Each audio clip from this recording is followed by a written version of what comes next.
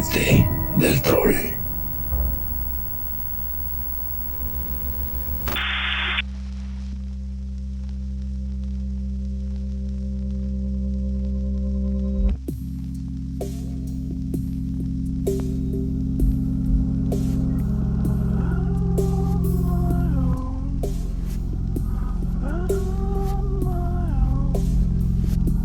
Podríamos hacer 10 episodios y aún así no terminaríamos con todo lo que hay en medios audiovisuales de zombies.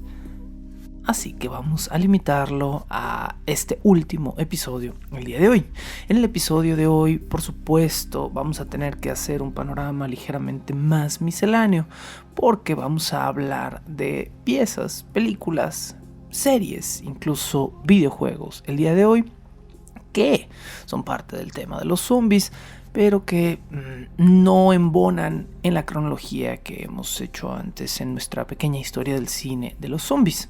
Así que hoy haremos un viaje sí cronológico, pero distinto, donde abordaremos algunos sobrantes, algunas cosas de las que no pudimos hablar a lo largo de estos episodios de eventos audiovisuales zombie, que de alguna manera no cuadraban con los temas del día, y en esta ocasión, bueno, hemos puesto en todos metidos, embutidos en una especie de episodio extra para hablar de estos eventos.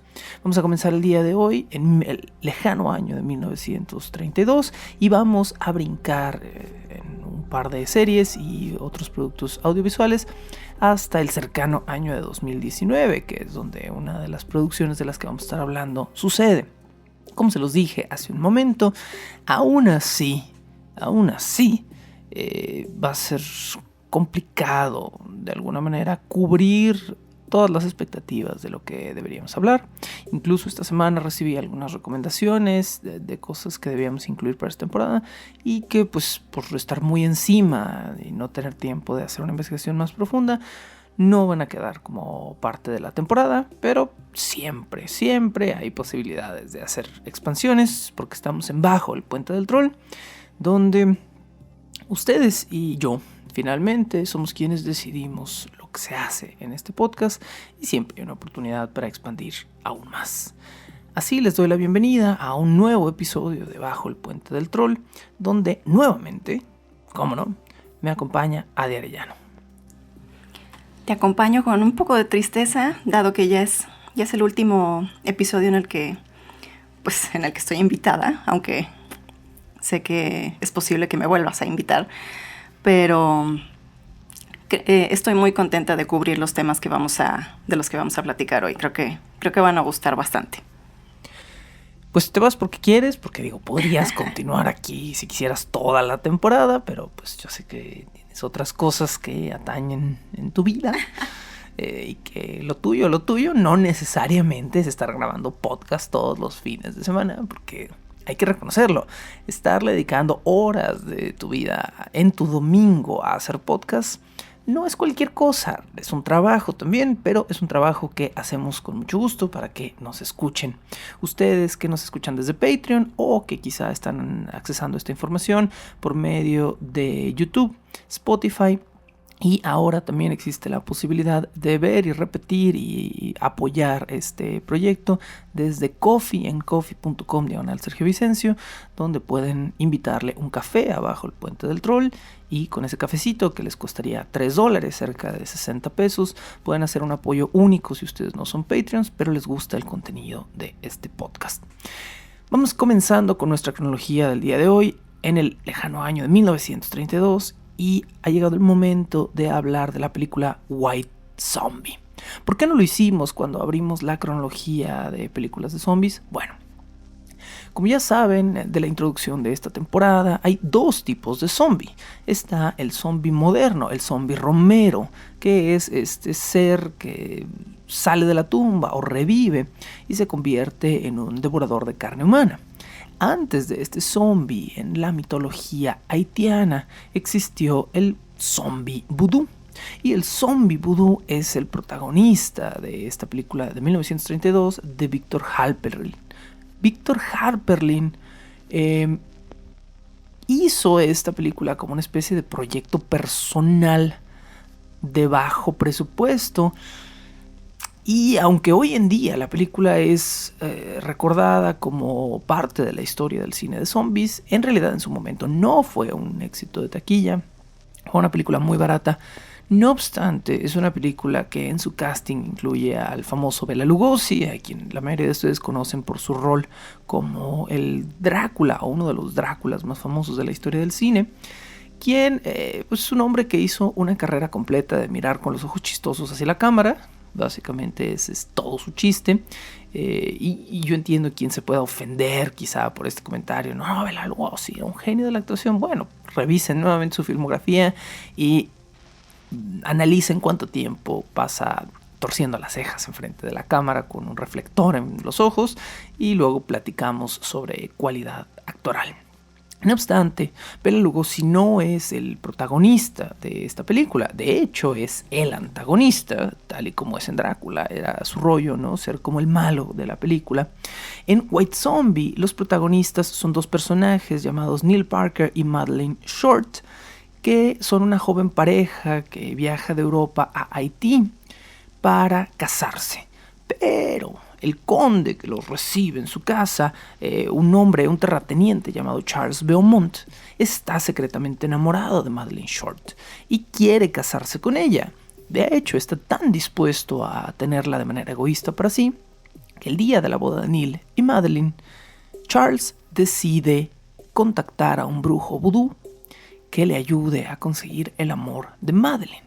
El brujo le dice que esto es imposible, pero Charles se obsesiona con esta idea de conseguir a esta joven y hermosa mujer rubia y el brujo le ofrece una poción, un polvo extraño que le dice le puede administrar a Madeleine por medio de que ella huela una flor o beba un vaso de vino.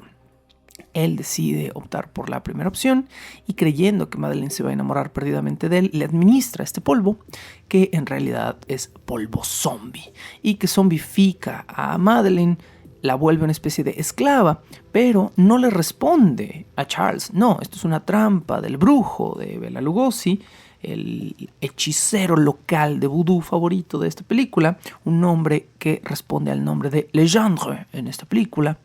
Y Legendre es quien obtiene control de Madeleine, a quien zombifica para su propio beneficio y controla por medio de una vela tallada. ¿Por qué Arts and Crafts en Voodoo? ¿Por qué no? Finalmente, Neil lucha por recuperar a Madeleine, creyendo que ella ha muerto. Cae en un círculo vicioso de alcohol y desesperación, pero eventualmente descubre que Madeleine aún vive, aunque es un zombie, y hace todo lo posible por destruir a Legendre, al brujo, para recuperar el amor de Madeleine. Finalmente, disculpen los spoilers, pero es una película de hace casi un siglo, ya estamos muy cerca de un siglo de que esta película se haya estrenado. Finalmente es Charles, el conde, quien busca redimirse y destruye a Legendre, al brujo, arrojándolo más bien al vacío de un risco y destruyendo el hechizo vudú que mantiene prisionera a Madeleine. Esta película se estrenó el 10 de febrero de 1932 en Broadway, pero se estrenó como una obra de teatro, no como una película. Es muy chistoso. Esta trama se escribió para el teatro y déjenme decirles que se siente al momento de estar viendo esta película. Es un poquito lenta y no es fascinante en ningún momento, no es muy llamativa en ningún momento, ni tiene grandes secuencias memorables. Esta obra de teatro la escribió Kenneth Webb, quien en realidad se basó en un libro del que hablaremos en las siguientes semanas, que se llama The Magic Island, quizá una de las obras zombie más famosas de la historia, escrita por W.B. Seabrook.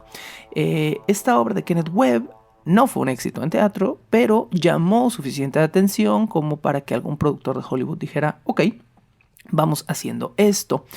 Finalmente fue Victor Halperin, el propietario de una pequeña productora de cine independiente, quien le dijo a Kenneth Webb, quiero comprar tu obra y quiero convertirla en una obra cinematográfica. Junto con su hermano, es decir, el hermano de Victor Halperin, se adaptó esta obra a cine y eventualmente se hicieron algunos cambios interesantes para que esta obra no fuera considerada un plagio de la obra de W.B. Seabrook porque no tenían los derechos. ¿Cómo fue tu experiencia al ver esta película de 1932, Adi? Efectivamente es una película lenta. Creo que es gracioso que lo menciones porque el ritmo se percibe de una manera muy extraña, porque la película no es larga. De hecho, o sea, me sorprendió bastante que de repente vi el reloj y pues ya casi se acababa la peli. En este sentido, en un momento dije, ay, pues qué rápido se pasó, pero también se siente muy lenta mientras uno la está viendo. Entonces es un poco raro. Se me hizo muy gracioso que describiste la trama de una forma muy seria, ¿no? El amor y no sé, no me acuerdo cómo pronunciaste el nombre, Legendre, pero bueno. Sí, Legendre. Es toda esta cuestión haitiana, ¿no? Sí, que claro. Es como, o sea, el francés es la lengua de los esclavos que fueron traídos a Haití, ¿no? Entonces es su lengua natal y es por eso que todo el vudú y toda esta cuestión tiene este tono muy francés, ¿no? Muy europeo. Ajá, sí. No sé, la describiste muy seria y yo al verla, la verdad, me pareció una película graciosa, pero también se siente como forzada todo el tiempo, como que están sobreactuando para que todo el tiempo cualquier cosa te parezca súper gracioso, ¿no? Las miradas y luego enfocan a otra cara que también está con su mirada profunda y luego enfocan un zapato para que veas que van a dar un paso y bueno, yo creo que no pasa nada en 5 minutos y pasan 10 y medio sucede algo chiquito, pero no sé, es una peli muy rara. Me parece que estás confundiendo el drama del cine de los años 30 sí, puede con ser. Comedia, ¿eh? Porque no hay una intención cómica. A mí me dio mucha risa. Ningún momento. Bueno, hemos establecido a lo largo de estos capítulos que muchas cosas que te dan risa no necesariamente son cómicas. Sí, creo que mis ejemplos de cosas graciosas no son tan buenos. Definitivamente hay momentos risibles en esta película. Literalmente hay una escena donde hay un águila al que le pusieron encima un disfraz de buitre. Entonces se alcanza a ver la cabeza del águila embutida en una especie de disfraz de plumas pegadas de buitre y el águila como que lo avientan contra una ventana y el águila además está amarrado a un hilo y se alcanza a ver, digo, porque lo que vimos fue pues un transfer en muy buena calidad de esta vieja película. Pero qué pollo más grande, ¿a poco no te dio risa ese pollo? Exacto, ¿no? Entonces de nuevo, creo que el bajo presupuesto de esta película, más la intención dramática del cine de los años 30 del siglo XX, se conjugan de manera negativa para hacer algo que parece más cómico que dramático o trágico. Y es quizá por películas como esta que eventualmente Mel Brooks dirigiría películas como El joven Frankenstein, donde se burla un poco de la comicidad no intencional de las películas en blanco y negro, ¿no? Específicamente en el caso de Frankenstein. Esta película no intentaba ser cómica, no intentaba verse como una película de bajo presupuesto, intentaba muy por el contrario esconderse como una película de renombre, utilizando a Bela Lugosi como uno de sus actores principales. Y definitivamente no lo logra del todo. Las miradas, como dices, de Bela son muy las cejas así como muy floripondias y el lamparazo en la cara como si fuera en Los Locos Adams, cosas ahí. Bueno, esta película también fue muy mal recibida en su momento porque solo el 15 al 20% de esta película es hablada. El resto del tiempo es una película muy, muy silente que tiene casi cero diseño sonoro y cuando hay diseño sonoro en la película no es muy bueno.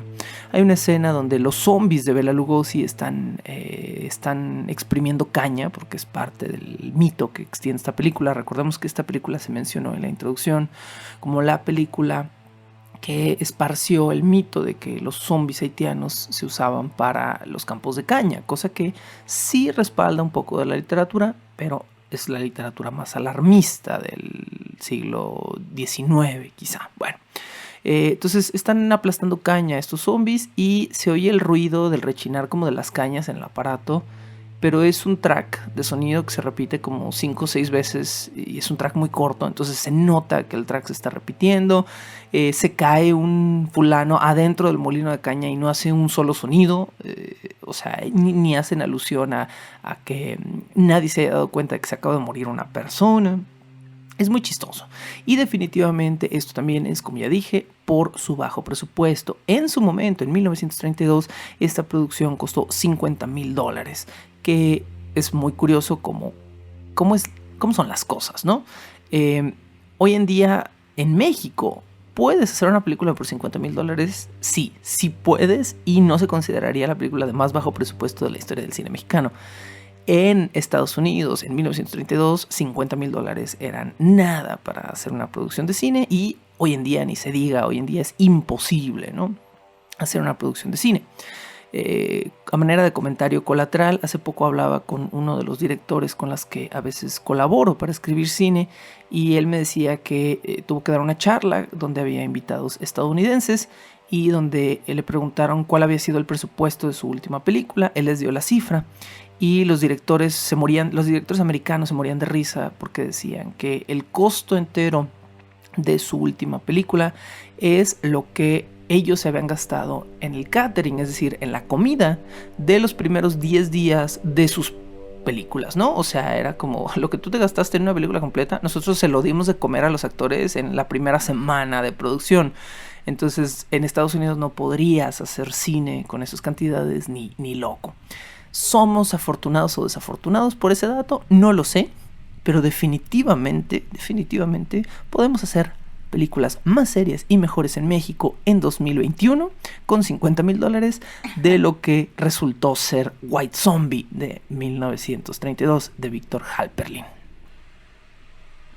¿Qué me puedes decir por último sobre la velocidad de los zombies? Porque esto fue una de las cosas que más me brincó. Yo, o sea, con base en lo que habíamos visto últimamente, yo ya estaba acostumbrada a una velocidad mucho mayor, y esta fue como súper cámara lenta todo el tiempo.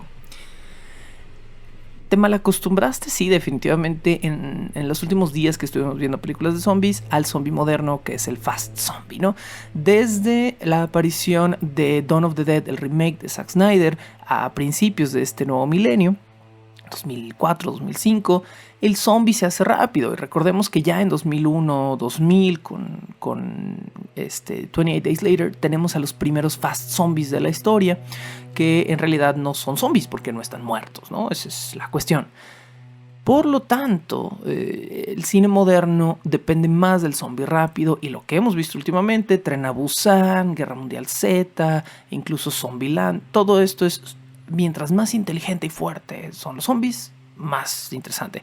Estamos de nuevo al borde del estreno de la nueva película de zombies de Zack Snyder, que predica sobre la idea de que ahora los zombies se están organizando en clanes y grupos y son cada vez más inteligentes, y ahora hay panteras zombies y perros zombies y eventualmente va a haber carros zombies y sabe qué cosas van a sacar, ¿no? Este era el estándar, ¿no? Este era el viejo estándar. Ahora, de nuevo, esta es una película de antes del estándar de los zombies, ¿no? Claro. Si la ola de los zombies comienza en los 60, esta película tenía 30 años de antelación. Y lo que estamos entendiendo por el zombie haitiano es que es un humano a quien drogan y hacen pasar por muerto y lo mantienen drogado para tener control mental sobre él. Entonces, estos zombies son hiper lentos, porque se supone que son seres humanos doblegados, drogados, sin voluntad propia. De hecho, hay una escena muy graciosa, como dices, en la película, donde un zombie va manejando una carreta, pero ni siquiera se mueve. O sea, tiene las manos como tiesas y va mirando al vacío, y el fulano que se sube con él a la carreta le agarra las manos y no sabe qué hacer, y el zombie ahí medio mueve las riendas del caballo de la carreta, y el caballo medio avanza, y todo es muy glacial. Definitivamente, ¿no? Al menos dan chance de huir. Estos zombies, recordemos que estos zombies haitianos no infectan y no muerden, simplemente son esclavos, ¿no? Son seres humanos. Claro. Y sí hay que huir de ellos porque pues están haciendo la voluntad de un bokor, es decir, de un brujo vudú malvado que quiere que estos zombies te atrapen o hagan cosas contigo. Pero como vimos al final de White Zombie, son muy fáciles de esquivar estos zombies. De hecho, los zombies como que intentan atrapar al bueno de la película, así como... Y se caen todos a un risco, ¿no? Por intentar agarrarlo, y se caen, además se caen súper despacito.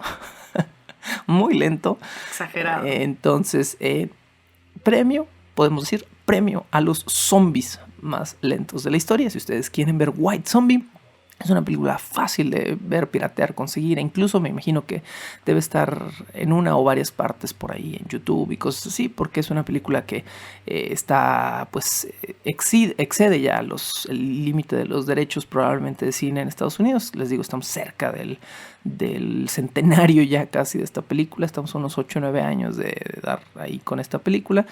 Y entonces es una película que debe ser fácil de conseguir y que no les recomiendo que compren o consigan o vuelvan como parte de su colección, aunque sí es fundamental para hablar de la historia del cine de los zombies. Pero es una película que, si quieren pasar una buena hora y media, porque es muy corta además, y entretenerse con un águila disfrazado de buitre, que en contraplano se convierte en un títere de un buitre inmóvil que grita como señora, pues pueden hacerlo con White Zombie. Bajo el puente del troll.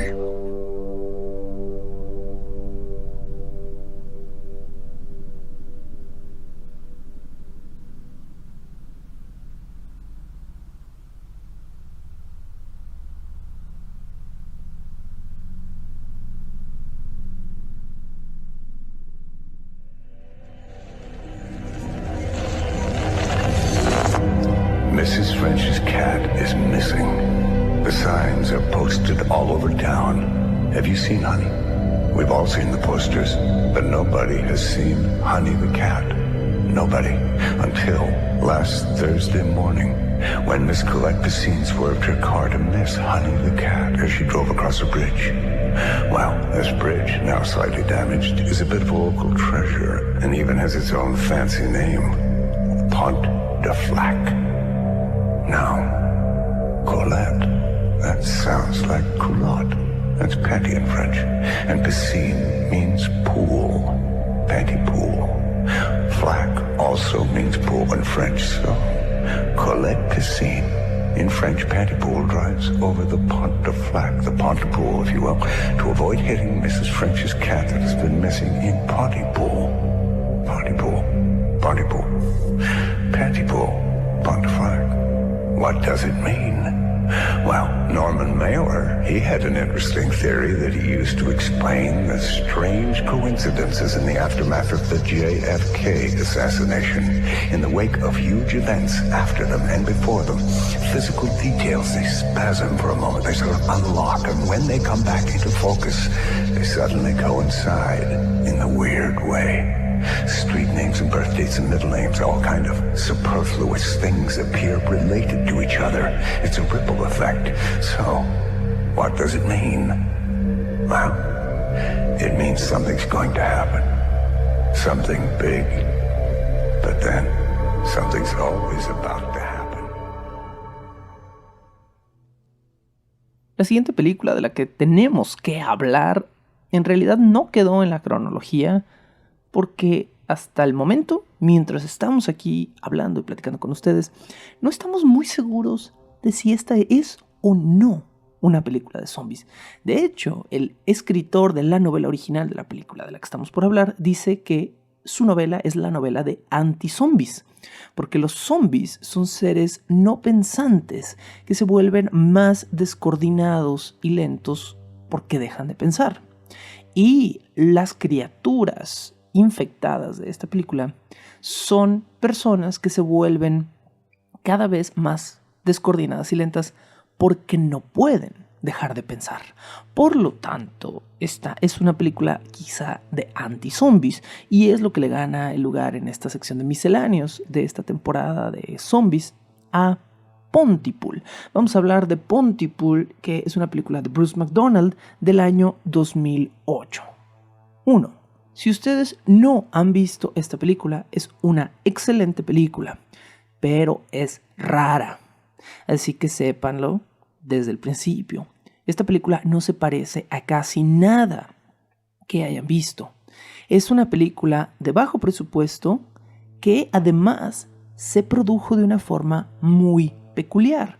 Esta película se produjo al mismo tiempo de dos maneras. La BBC la produjo como una radionovela de 1 hora que se grabó de manera independiente la película y simultáneamente con los mismos actores de la película se grabó esta radionovela y la película en lugares distintos, con una dirección distinta y de hecho las historias tienen ligeras variantes. La radionovela es un poco más corta y hay algunas cosas que no incluye. Esta obra además tiene una peculiaridad en su versión cinematográfica. ¿Cómo se pensó como una radionovela simultáneamente que como una película? La película es inminentemente auditiva. Es una película donde la primera mitad de la película, la primera hora completa de la película, son personajes que están encerrados en una cabina de radio y que no tienen idea de lo que está pasando.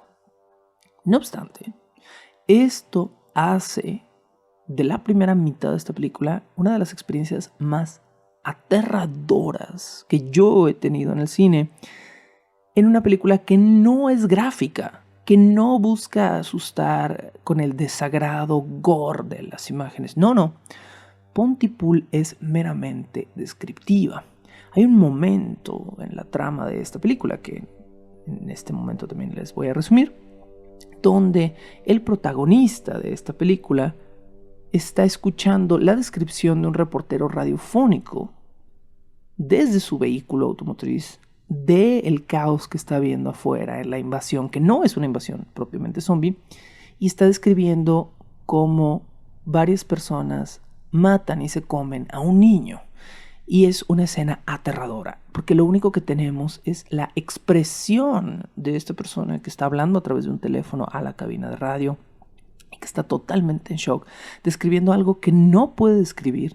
Y mientras tanto está tratando de acercar el teléfono para que escuchemos los horrendos sonidos del niño, quien está muriendo y que no es realmente un niño, descubrimos después, es un hombre adulto que está hablando como un bebé. Y viene entonces toda una serie de preguntas muy perturbadoras que decimos, ¿por qué si está muriendo y se lo están comiendo, está hablando como un bebé? ¿Qué diablos está pasando en esta película? Esta oscura y extraña cinta basada en una novela de Tony Burgess, la novela, por cierto, se llama Pontypool lo cambia todo. Tengo entendido, yo no he tenido la oportunidad de leer el libro es un poquito difícil de conseguir, incluso de maneras alternativas. Tengo entendido que la novela no es muy buena. La gente que corre después de ver la película a leer la novela tiene una experiencia casi siempre negativa. Parece que la adaptación a cine de Tony Burgess es muy diferente de lo que se hizo, de lo que se escribió en primer lugar. Y definitivamente parece que la mejor versión para ver, o las mejores versiones para ver esta historia, son la cinematográfica y la radionovela de la BBC. La radionovela de la BBC, si ustedes no logran conseguir la película, está gratis en YouTube. Entonces, pues es una manera de experimentar esta historia. Esta historia es la historia de un locutor que ha sido despedido de una cadena, digamos, radiofónica grande y que consigue trabajo en una pequeña estación rural en el pueblito de Pontypool, donde al parecer el día de hoy, el día que él llega a esta estación de radio, los habitantes de Pontypool han sido infectados por un virus, pero este virus no es sanguíneo, ni se reproduce por gotículas de saliva, por el aliento, por la respiración, por el aire o el agua, ¿no? El virus de Pontypool se transmite por el lenguaje. Entonces, cualquier persona que escuche palabras infectadas puede ser víctima de este virus lingüístico y comenzar a obsesionarse con su propio lenguaje hasta el punto de perder la cordura. Y lo que intenta hacer a partir de ese momento es volver a meter el mundo a su boca porque ya no tiene palabras e intenta comérselo. Es un enfoque totalmente distinto de el concepto de un devorador de carne, de un devorador de hombres como el zombie, llevado a una experiencia lingüística. Y como lingüistas, no sé qué opinas tú, creo que apreciamos este enfoque. Nos encanta, es una de nuestras películas favoritas. Yo también apoyo esta idea de que es anti-zombie, precisamente por todo lo que Sergio mencionó al inicio. Pero bueno, este rollo de infección a través del lenguaje, la palabra como una plaga, wow, para mí es fantástico. Digo, por un lado, por el lado bonito, te hace pensar, pues imagínate qué padre sería poder aprender un idioma así de rápido, ¿no? Que te pudieras infectar de ese lenguaje en 2 horas. Sería fantástico, claro que... Ahorita que lo mencionas, ese concepto ya está en otra película de ciencia ficción que también me gusta mucho, que es Código 46. En Código cierto. 46 los personajes podían infectarse de ciertas cosas como empatía o lenguajes y aprender básicamente idiomas o aprender a sentirse como otra persona en un par de horas, cosa que, de nuevo, sí es un concepto muy interesante. Sí, bueno, obviamente en la película no es de esta forma, es como que más bien está afectando y son ciertas palabras, según recuerdo son ciertas palabras y se va haciendo más grande, va infectando cada vez una palabra a otra. También era nada más en inglés, ¿no? Porque recuerdo que en un punto de la película comienzan a hablar francés y es como, por favor, no traduzcan porque estamos tratando de transmitir un mensaje sin que ese mensaje infecte más palabras. Algo así recuerdo. Sí, hay un momento de la película donde la productora de este programa de radio, que es una de las coprotagonistas de la película, recibe un mensaje de Canadá. En Canadá parece que están teniendo algunos problemas también con este virus, porque esto sucede como muy al norte de Estados Unidos.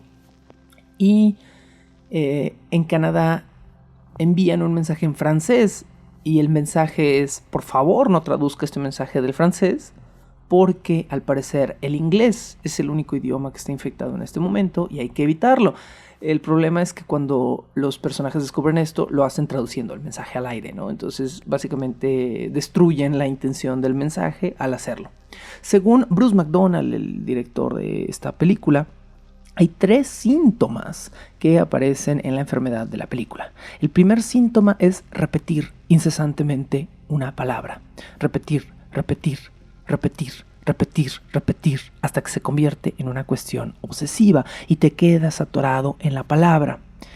Específicamente, las palabras más peligrosas de esta película son palabras dulces, palabras de cariño, palabras como querida, amor, hijo. Y entonces comienzas a quedarte atorado para siempre. La segunda etapa es una etapa que comienza a confundir y a mezclar tu lenguaje por completo. Y de repente ya no puedes comunicarte. Palabras que quieres decir se confunden con otras. Quieres decir perdón y dices cuidado. Quieres decir cuidado y dices café. Quieres decir café y dices robot. Y de repente ninguna de las palabras de tu lenguaje hace sentido. Finalmente, dice Bruce McDonald, viene una tercera etapa que te hace consciente de que ya no eres capaz de usar lenguaje. Así que tratas de escapar de tu cuerpo por medio de tu boca y de meterte a la boca de otras personas por medio de consumirlas. Esto en la película te convierte en un zombie y, bueno, en un no zombie y te convierte en un comedor de carne por medio del lenguaje. Por supuestísimo, esta obra está directamente influenciada por la transmisión de Orson Welles de La Guerra de los Mundos, por eso se decidió hacer como una película, pero también como una radionovela. Y el autor de esta novela, Tony Burgess, tiene un cameo en esta película. Es un cameo muy raro, es un cameo muy chistoso. La película no está carente de humor, eso hay que decirlo, aunque es muy aterradora, al menos en su primera mitad. La película tiene una especie de humor oscuro. Y hay un momento cuando, en la primera mitad de esta película, cuando este disc jockey, este locutor que pues viene de una cadena grande, tiene que entrevistar a un grupito de niños cantores que vienen como con su maestro de escuela en una entrevista súper pedorra. Y se molesta y los trata súper mal. Y el director de canto de estos niños es en realidad Tony Burgess, el autor de la novela original, quien pues está haciendo nada más un cameo en esta película. Y el grupo como de niños cantores vienen haciendo como blackface, o sea, vienen como disfrazados como de árabes, porque están haciendo como una especie de representación de Lawrence of Arabia. Es muy raro todo lo que sucede, pero bueno. Me atrevo a decir que es una de las películas más extrañas, más originales, también más aterradoras, al menos en su primera mitad. ¿Por qué les digo lo de la primera mitad? Porque a mí me parece fascinante que la primera mitad de la película son locutores y productores de radio experimentando la realidad filtrada a través de los micrófonos.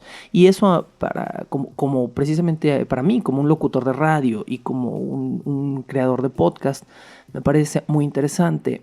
A veces lo que nos llega de información en una cabina de radio es una versión muy velada y muy filtrada de lo que es la realidad allá afuera. Hay veces que estamos grabando en una cabina de radio y ni siquiera nos enteramos que afuera está cayendo una gran tormenta, o que se está quemando un bosque, o que están pasando miles de cosas que llegan filtradas a través del silencio de la cabina por medio de noticias que vienen pasadas a través de un par de audífonos. Por lo tanto, a veces es interesante ver cómo esto es representado en esta película, y la primera hora de Pontypool deja ver mucho eso. Los personajes están aterrados porque la información que les llega es tan escueta e inconsistente que no saben qué hacer de lo que está pasando allá afuera en el mundo.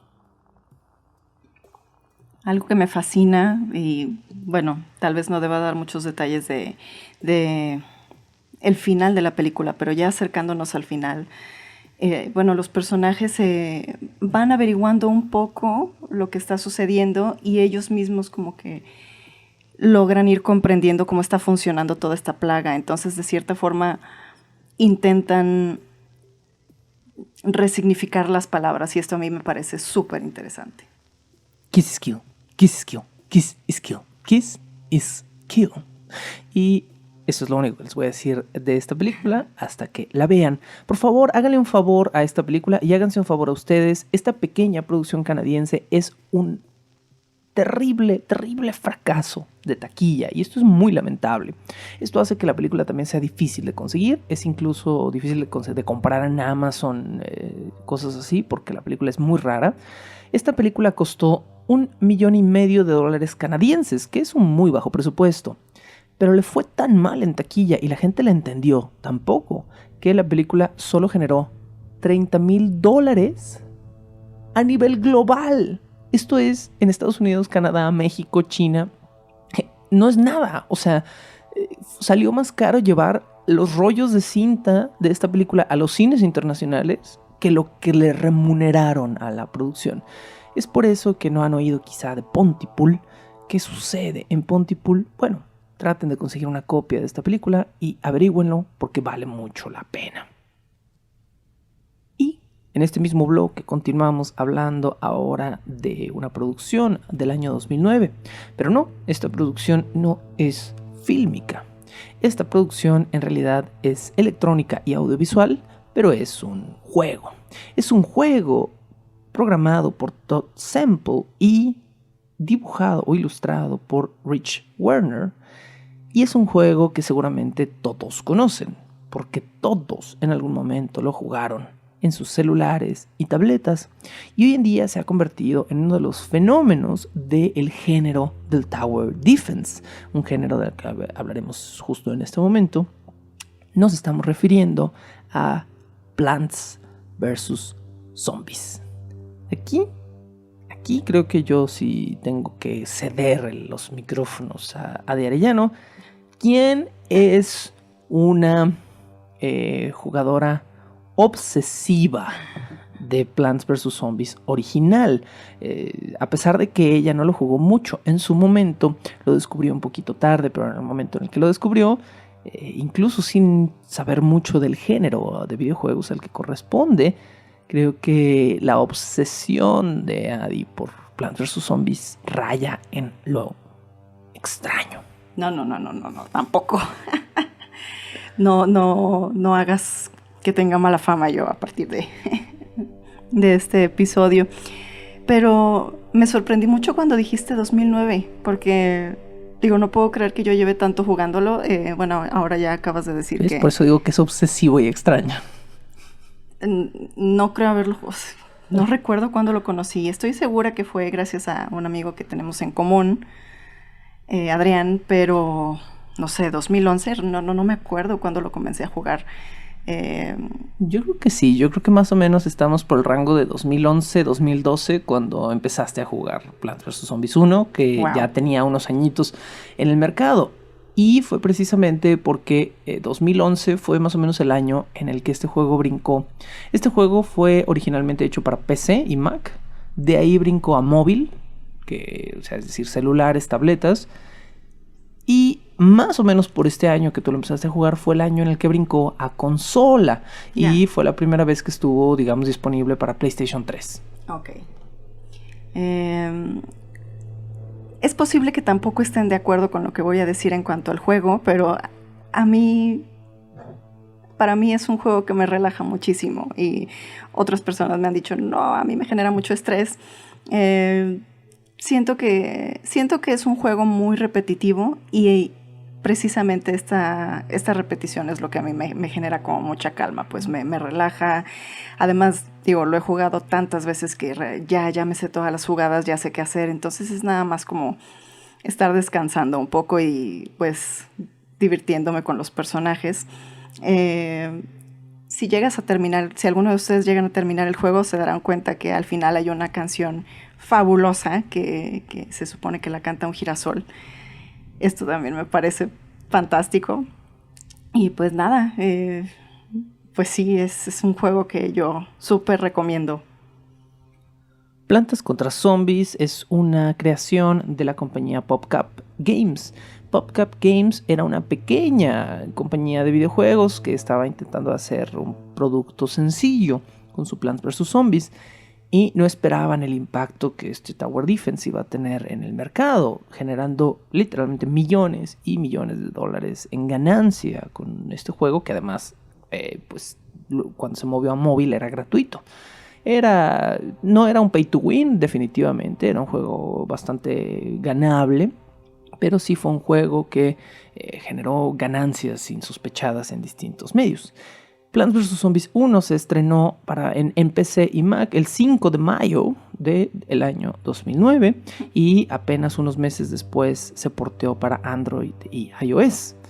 Plants vs. Zombies, como ya dije ahorita, se conoce como un Tower Defense. ¿Qué es lo que define a este subgénero de juegos? Bueno, un Tower Defense o una defensa de torres es un tipo de juego donde tu meta es proteger un objetivo, una cosa, una bandera, básicamente, de un enemigo por medio de colocar torres o defensas automatizadas que tienen distintas funciones sobre un campo de batalla, por lo general seccionado o cuadriculado. En este caso, los zombies quieren llegar a casa de un hombre conocido como Crazy Dave, que muy famosamente habla como un loquillo, pero al parecer, aunque no suena como que lo tiene, Crazy Dave tiene un cerebro y los zombies lo quieren. Crazy Dave tiene muchas plantas en su jardín y las plantas de su jardín sirven como sistema de defensa para detener a los zombies y evitar que se coman el cerebro del pobre Crazy Dave, quien pues tiene una casa muy bonita, por cierto, la cual de repente tiene alberca y muchas macetas en el techo, porque finalmente este juego tiene varias variantes que van haciendo su modo de aventura más entretenido. Pasas de defender el jardín a defender la alberca con plantas acuáticas y eventualmente pasas a defender el techo de la casa en una modalidad que es temida por los jugadores de Plants vs. Zombies porque en el techo no hay tierra, por lo tanto el jugador tiene que primero colocar macetas con tierra en el techo, un techo que además es curvo, donde los impactos de sus proyectiles no tienen un efecto directo en los zombies y el jugador, además de poner estas macetas, tiene que usar modo de catapulta en las plantas para poder atacar a los zombies invasores. Creo que Adi ya nos explicó muy bien por qué la relaja y por qué le gusta Plants vs. Zombies. Lo curioso es que ¿qué tiene Plants vs. Zombies que no tengan otros juegos u otros Tower Defense del mundo?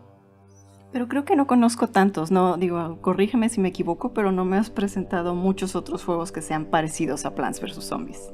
A lo mejor has jugado un par. En su momento, también en la misma consola, debemos haber jugado Pixel Junk Monsters, que es uno de los Tower Defense más famosos de ese momento.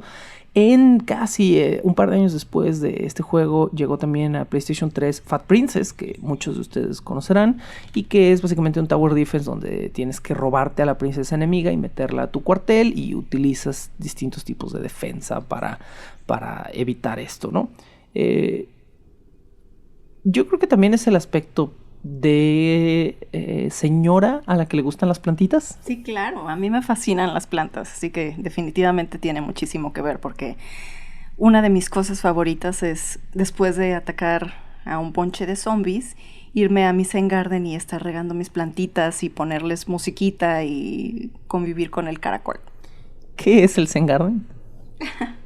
Bueno, conforme vas avanzando en los niveles de Plants vs. Zombies, vas generando, dinero, puntos, pero también se va avanzando en este número y en el juego te van regalando plantas.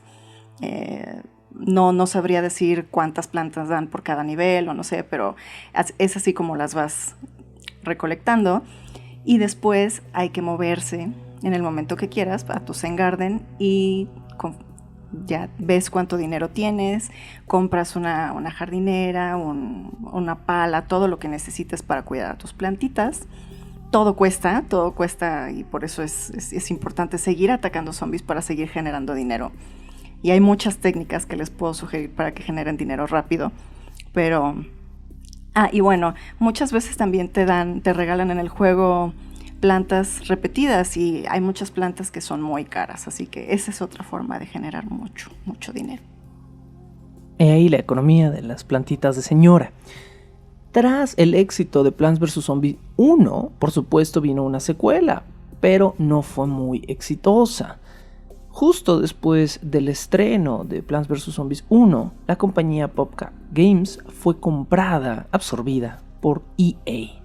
Esta infame hoy en día compañía de videojuegos que se ha dedicado a destruir más franquicias de las que ha logrado salvar. EA compra PopCap Games por cerca de $30 millones en su momento y decide tomar control de la franquicia y la lleva a lugares no tan monetizables como fue el Tower Defense original.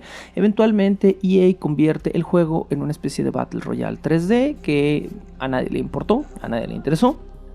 Y ahora, en pleno 2021, EA está intentando devolver Plants vs. Zombies a sus orígenes. Estamos a días, semanas quizá, de que se estrene Plants vs. Zombies 3, que es un intento de regresar la franquicia al lugar original, pero desde ahorita que estamos en este momento, estamos en un soft release, es decir, algunos jugadores que poseen teléfonos Android ya pueden jugar este juego, otros no.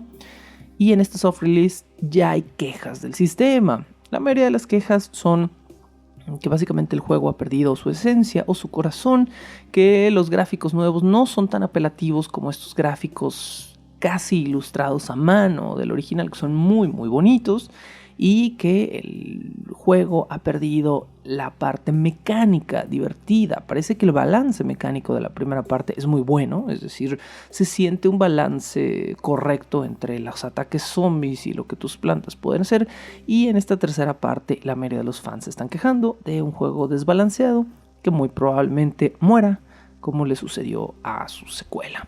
¿Ustedes son fans de Plants vs. Zombies? Platíquenos, coméntenlo.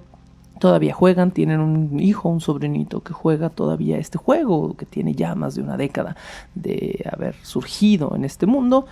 ¿Le van a las plantas? ¿Le van a los zombies? ¿Les cambian los dos? Porque los zombies a veces también son muy divertidos, o simplemente juegan porque quieren oír cantar al girasol. Bajo el puente del troll.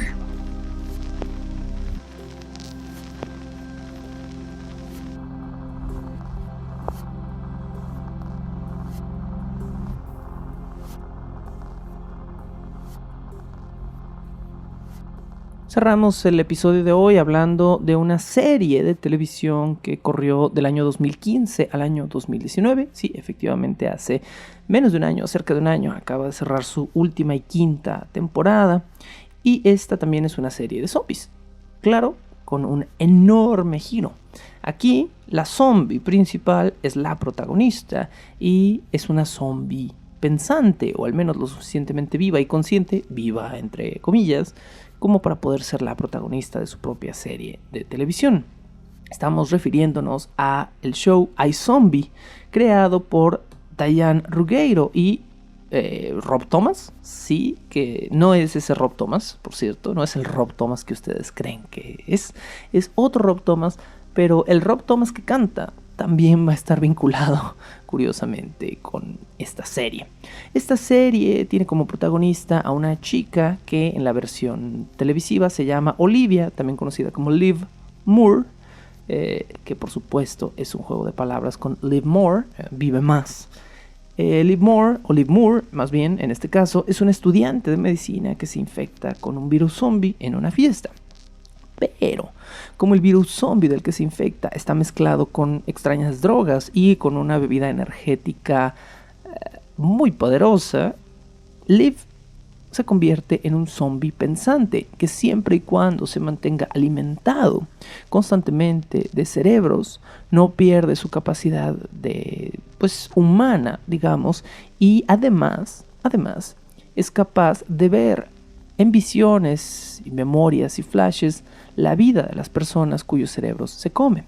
Liv abandona su exitosa carrera médica para convertirse en un médico forense en el departamento de policía y decide utilizar sus recién adquiridos poderes de visiones zombie para resolver crímenes.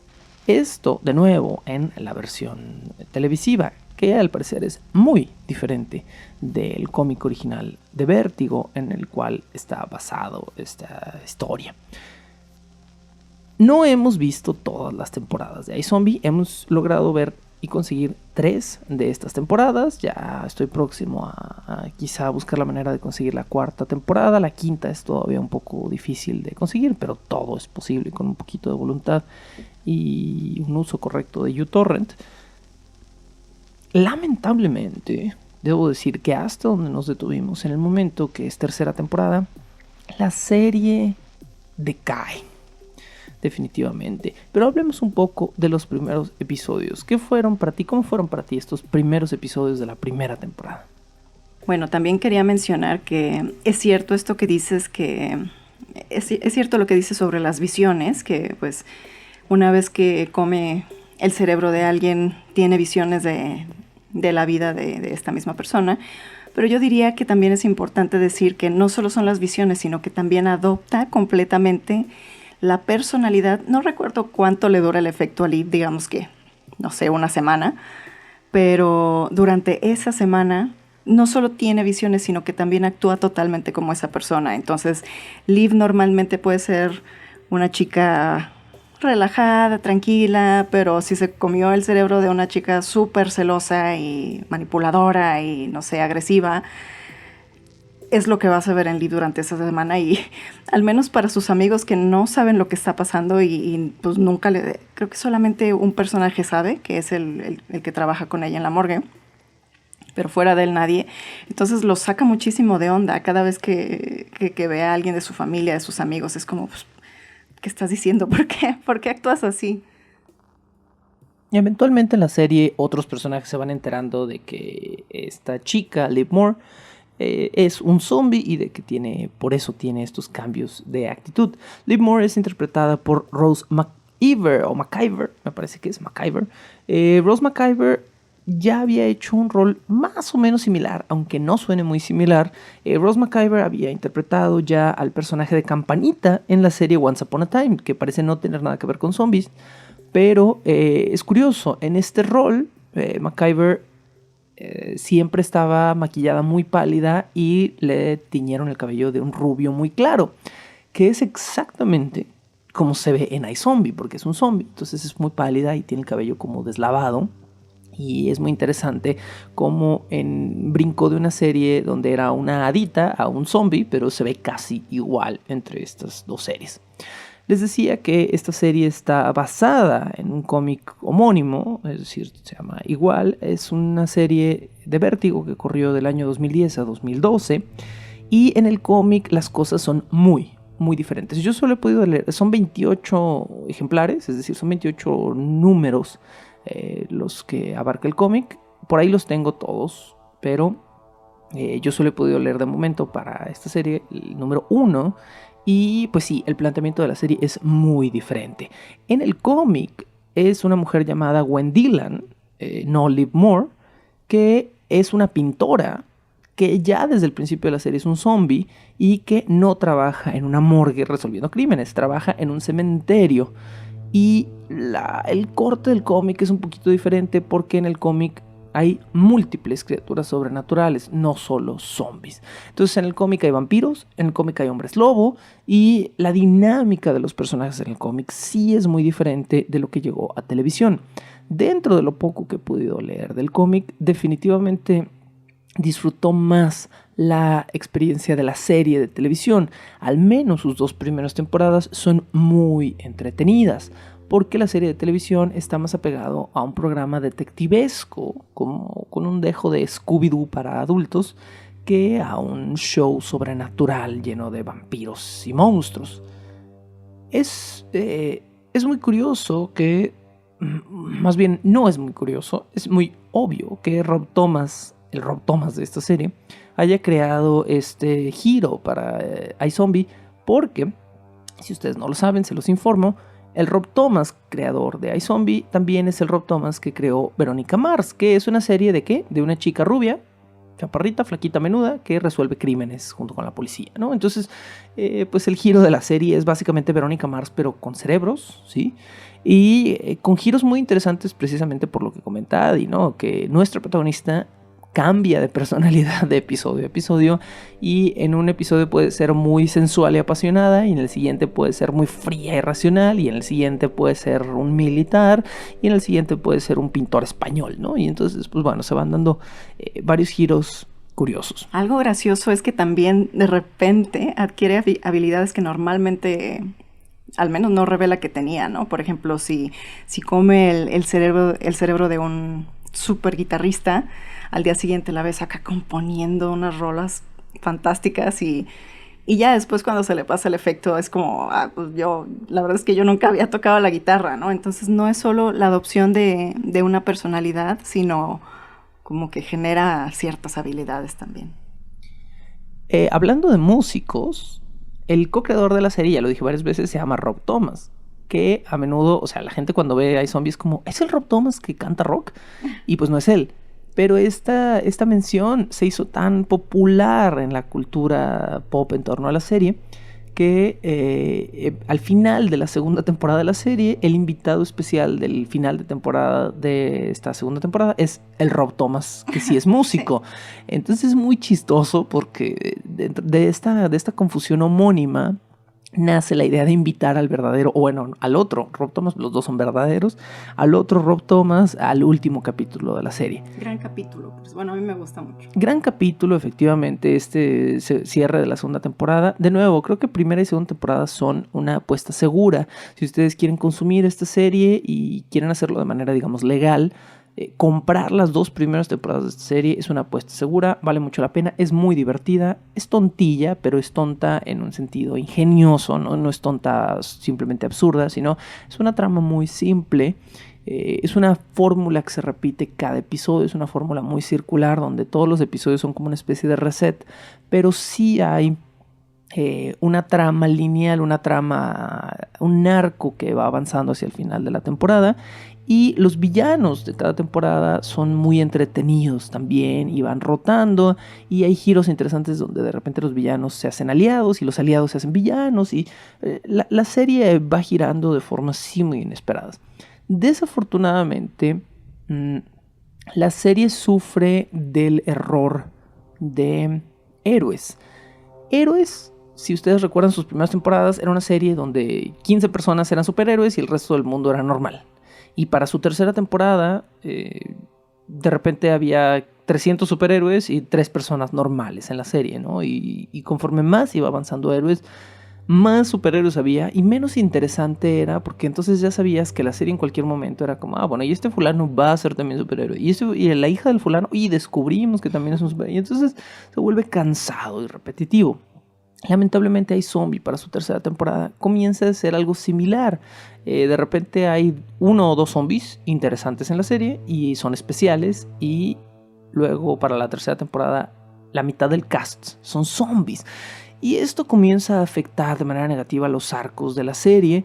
Eventualmente hay tantos zombies en pantalla, literalmente hay a veces decenas de zombies en una misma escena involucrados, que deja de ser interesante la mecánica de que ser un zombie sea algo especial o secreto, y se vuelve como el común denominador, y entonces ya no es tan interesante. Es por eso que quizá iZombie peca un poco de este error de héroes. Vamos a darle una oportunidad a la cuarta temporada. Si de plano creo que la cuarta temporada falla, pues bueno, ya no haremos un esfuerzo por ver el final de esta serie, que es quinta temporada. Pero si la cuarta temporada repunta, bueno, podemos pasar la tercera como un mal bache. Y definitivamente ojalá la serie tenga un buen cierre. Para quien no lo sepa, esta fue la serie que lanzó al estrellato a Raúl Cooley, que es el ahora personaje famoso, el actor famoso por interpretar al conductor, ¿cómo decirlo?, al chofer en una de las series de Haunting, en la serie de Haunting of Bly Manor de Netflix, que bueno, en su rol de chofer y cuidador de Bly Manor se convirtió en un actor mucho más famoso de lo que era. Es un tipo peculiar, por cierto, de seguir en redes sociales, porque es un tipo, me parece que él es inglés y pues tiene mucho esta onda como muy de la actitud Liverpool de soy un chico malo y no me importa, pero es un tipo interesante y bueno, hoy considerado un hombre muy sexy. Entonces, si buscan seguir un poquito la carrera de Raúl Cooley, pueden hacerlo por medio de esta serie. Su personaje en iZombie es un personaje muy interesante, muy adorable, muy querido. Es el gran aliado de la protagonista en las primeras temporadas. Y pues creo que si les cae bien, les va a caer mucho mejor. Me fascina esta relación de este personaje con Liv. Y no solo esta, sino que creo que algo que me encanta de esta serie es cómo logra ciertas relaciones Liv con sus amigos, con el detective, con su mejor amiga que es abogada, no recuerdo cómo se llama, Paige o Peyton, no me acuerdo. Creo que sí es Peyton. Ajá, que Peyton. En el cómic se llama Ellie. O sea, todos los nombres son totalmente diferentes. Pero bueno. No, bueno. Con su compañero de trabajo. Entonces, esto es algo que siento que hace que la serie avance de forma muy divertida.